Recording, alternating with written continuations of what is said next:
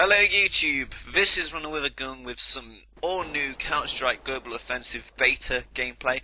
Just today they released a new map and a new game mode, so it's been all good fun. I've played a few rounds of this game mode and I gotta say, it's pretty good, the map is called Lake, and what you're just about to see now is if you look at the background image across the other side of the lake, it's obvious it's just a backdrop image, and I don't know if they're going to change that. For example, if there's a bit of a cropping error or something with the water at the side, but it's a good map.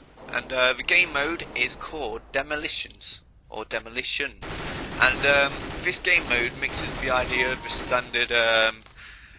standard classic Counter-Strike game mode, but it also includes some gun game elements, but it's got a little twist in it, you see. Now, every time you kill someone in a round, the next round you'll spawn with a new gun. However, the gun will slowly degrade to the lowest level of gun. For example, you start off with an AK-47 or a M4A1, and then the next round, as you're just about to see, you drop in with a P90. And then after that, I believe you get a Desert Eagle, and then a shotgun. But if there's one more gun after that, I haven't used it yet, so yeah, you can keep me up to date with that if you can tell me, in case if I never get the skill to manage to get that weapon. But yeah, what that basically means is that the winning teams are the ones who are going to be killing people. So if all your team kills someone, that genuinely means all your team's going to have a degraded weapon, if every single member of your team kills someone, that is. Meaning it will slowly become harder for each team. But at the same time, the other team is also having the same effect. So it also introduces a new element, I've noticed, in which, as the guns downgrade, it becomes more close quarters. And the map at hand, to Lake, it's all focused on this middle building, which you can see here. And there's only one bomb site in it. So when you get in there, it's very close quartered, and these P90 guns and demolitions, shotguns, sorry, they'll actually become quite useful in there. So it's not actually too bad. It's not fully degraded. It's not like you put at a disadvantage, but it does take away the weapons, and it takes away the buying weapons part of the game, which is good for this game mode, and I think it works pretty well. But just to note, I thought my own players were shooting each other here until I realised that you can spectate both sides of the teams, and that didn't make any sense because they were shooting at each other, and one of them had a marker above his head while he was shooting at him, and it was quite confusing when I could switch between views. And I don't know why you can see both sides of each team, and you can also see people in third person now, which is also a part of the update. And yeah, I don't know exactly the purpose of that kind of stuff, because obviously this game mode wouldn't work so well in competitive game mode if you could see what the other players were doing, but you know, what comes around goes around. You're going to have to live with it. But I don't know if that's a bug, maybe. Maybe that's a bug that you can see the other team. But I'm not sure yet. I'm not sure. Now, another thing to notice in this game mode is that every single CT, counter-terrorist, they have a defusal kit. Meaning it only takes 5 seconds to defuse the bomb rather than 10. And there's a good reason to doing that. And it might seem a bit overpowered for the counter-terrorist at first, but what I noticed after a few games after this round, playing as a terrorist, whenever I had the bomb, I just rushed straight into the building and planted the bomb. Now what that meant is, of course, if no one had a defusal kit, it would take 10 seconds, giving my team loads of time to protect that bomb site. But since it's only 5 seconds, it means you can't get that cheap rush tactic unless you really hold it down. And I think that's pretty good. So the counter-terrorist versus terrorist basis of biasness, whether one's better than the other, is pretty equal. It's pretty well done, and I'm pretty happy about that. And my dad's shouting up to me, "Hey Dad, I'm doing a commentary!" And so yeah, it works pretty well. And as you can see, this close quarters P90 works out pretty well too. But yeah, those plays might have been a bit silly. My own guys seem to shoot at me a lot this game, which is quite weird. And another thing about this this map, is that there's a lot of doors on it.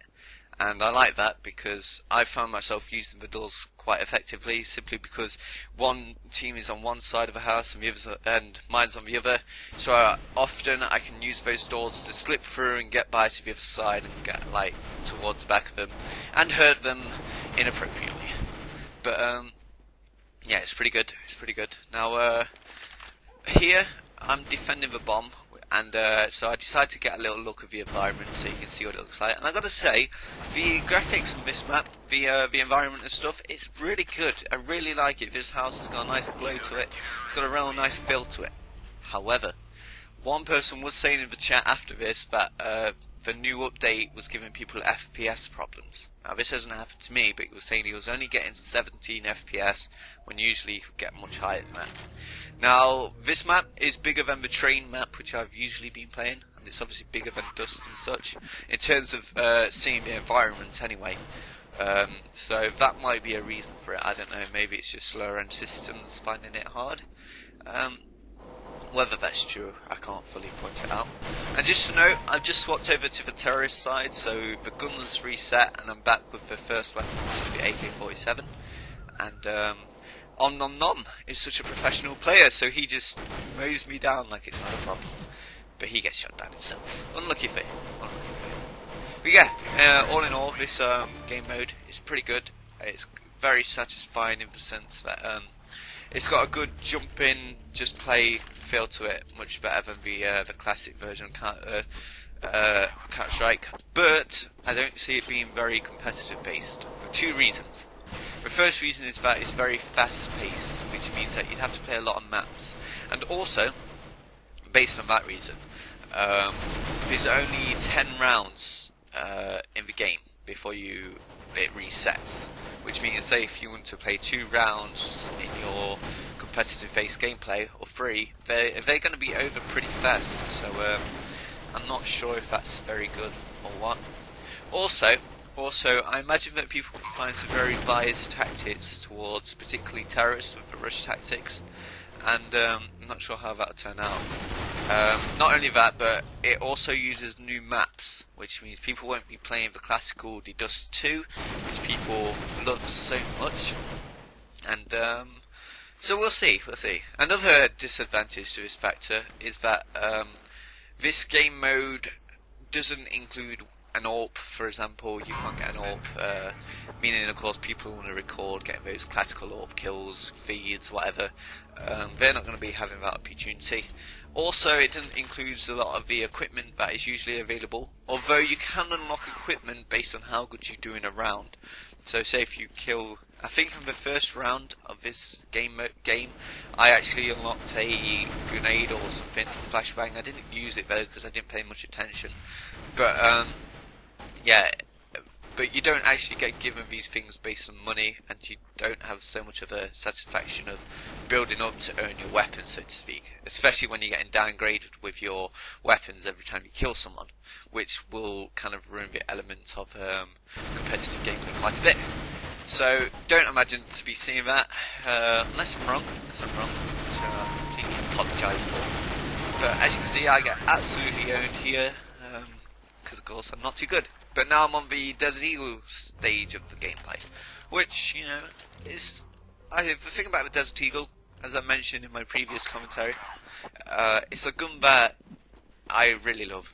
So, of course, although it feels like I'm being underpowered, a lot of the time when I'm playing classic game mode, I simply just use the Desert Eagle on its own for the fun of it.